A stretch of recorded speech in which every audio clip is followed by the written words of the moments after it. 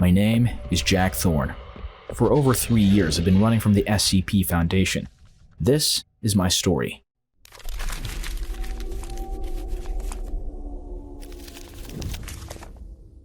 I walked into a bright cafe on an early Wednesday morning.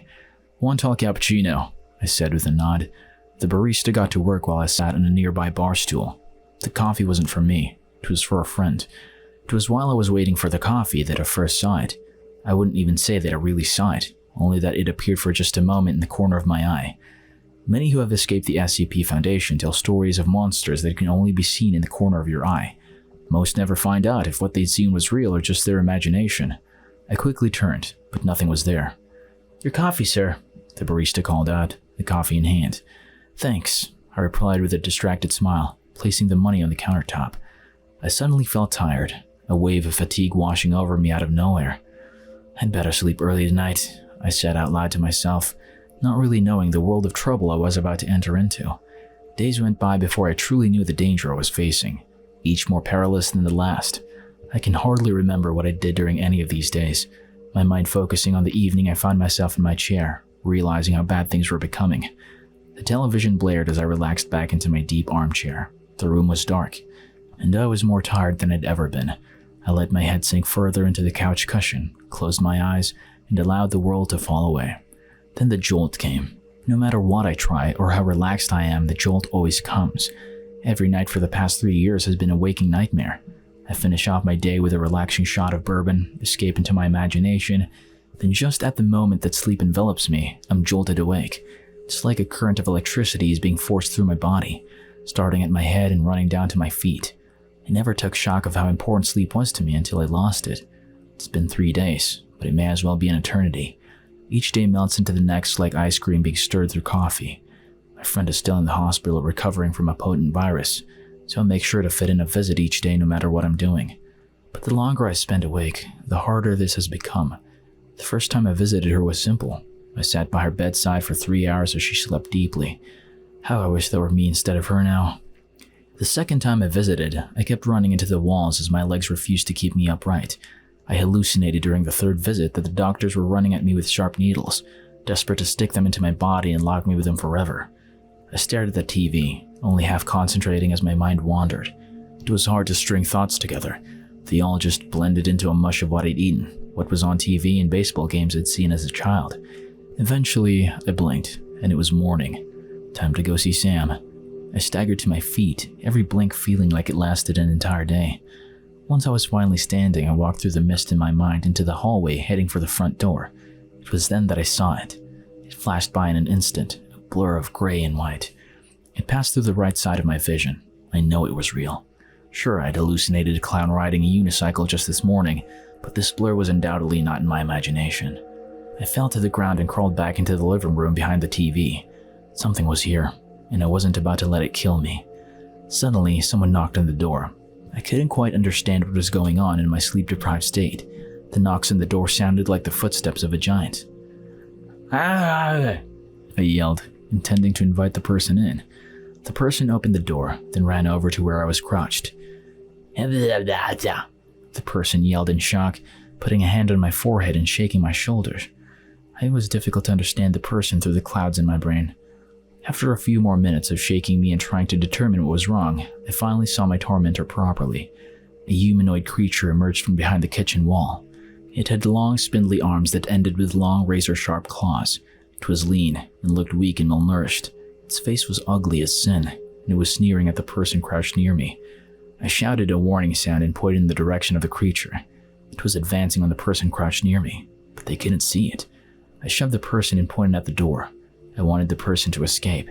They couldn't see what was coming at them and they were completely helpless, so they weren't able to defend themselves. The person seemed to realize what I wanted and ran out of the room, closing the door behind them.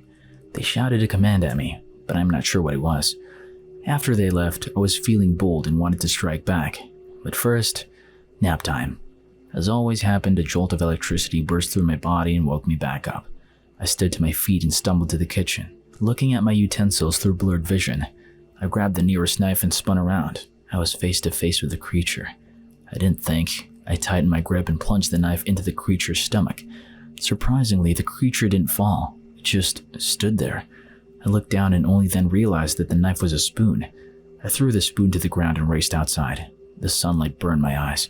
I tried keeping them closed as I ran, but every time I held them shut for more than a second, I'd almost pass out and then be jolted with electricity. I settled on keeping them half open as I ran across the parking lot, searching for my car.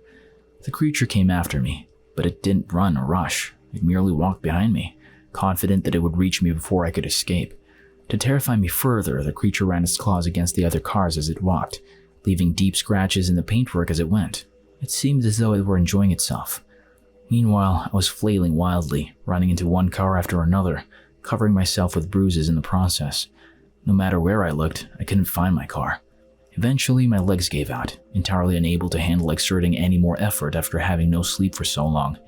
I dragged myself to a seated position and leaned against the car, resigned to my fate. I had escaped the SCP Foundation. They haven't caught me yet. I was dying a free man. That's something I could live with. The creature walked towards me, running its claws against the cars, taking its time. It stopped when it was finally only a foot away from me. With one claw resting on the car beside me, it raised the other to my face, holding the side of my head. A long nail ran down my cheek, leaving a thin trail of blood behind it. The creature emitted one final chuckle before unhinging its jaw and moving its hideous face towards mine. Suddenly, the creature was struck by something extremely fast that appeared out of nowhere. It could have been a car or a club. It was difficult to see. All I could tell was that the creature was flung 10 feet away, landing with a yelp in the middle of a car park. Seconds later, a bright red car struck it, running over it. Once it had passed over the creature's body, the car turned on its reverse lights and back over the creature again. This repeated several times.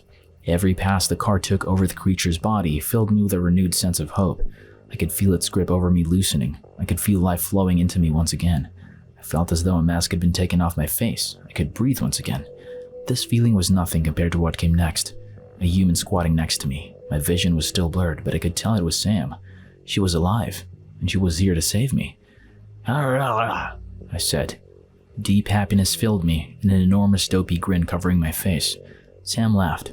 I'm sure I looked like an idiot. She then reached down and took my hand in hers and shoved a ring into my finger. I don't know what it was, but a deep power emanated from the ring, causing my hand to go numb. The numb feeling spread throughout my body, causing all of my muscles to tense up at once. It went into what felt like a seizure, my body shaking, all of my remaining energy pouring out, causing all muscles to exhaust themselves entirely. Then once it was all over, I was overtaken with sleep. 1 week later, I woke up in the hospital. It was a glorious morning, the sun shining through the window, coating my bed. I pried open my eyes and looked up in a daze. My eyes were blurry, but not with tiredness, thankfully. I was emerging from the longest and deepest sleep of my life. "Freaking finally," the voice said from beside me. I turned to Sam standing there with a tall coffee, her sarcasm masking the relief she must have felt that I was awake. "You changed your hair," I croaked, my voice weakened from the experience. She had put a purple streak through her hair. "Don't you think that's a bit cliché?" She punched me playfully, earning her a disapproving look from the nurse. "Hurry up and recover. We've got things to do," she said, and strode out of the room. I looked down at my hand. The ring was gone. I don't know what had saved me, but I knew I was one of the lucky ones. This was the closest brush with death I'd ever had. I won't stop till I hear him say